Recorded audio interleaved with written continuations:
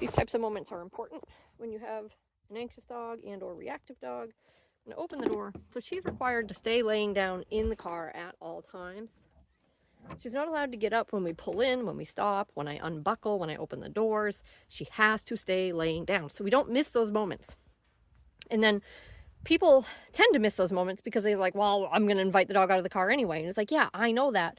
But you either build a dog that waits for you to do that, or you build a dog that doesn't, right? And so those impulses, you can only rehearse, follow them or resist them. You can't have it both ways.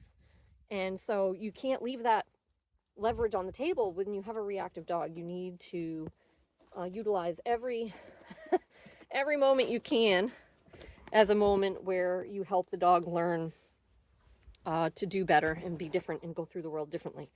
So this is great. Let's see, I untied her leash because she was tethered and she didn't get up. I can step away. She still doesn't get up. I can pick up her leash. She still doesn't get up.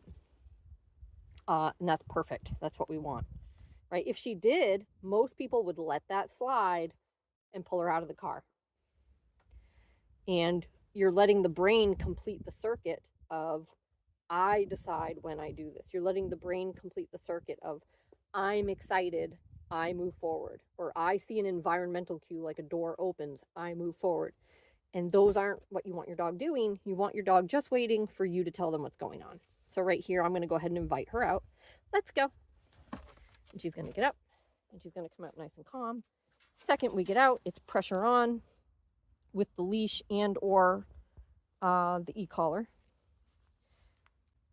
Just low pressure, motivating pressure, like just enough to get her to sit without me telling her to sit. And I'm right here, I'm going to, hey. So we don't need to get out and immediately start sniffing everything. Let's just be. So important. Let's just be. We don't have to smell everything.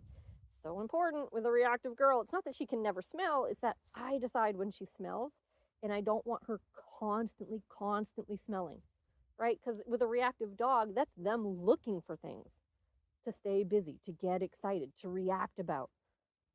That's what they do. They're always in that state of scanning, looking, sniffing. And so we want to start to disagree with that and teach them another way to be, which is just hang out. Good girl. Right? And then when I say break, then she can go ahead and she can sniff around and potty and stuff. Break. Let's go. Good girl.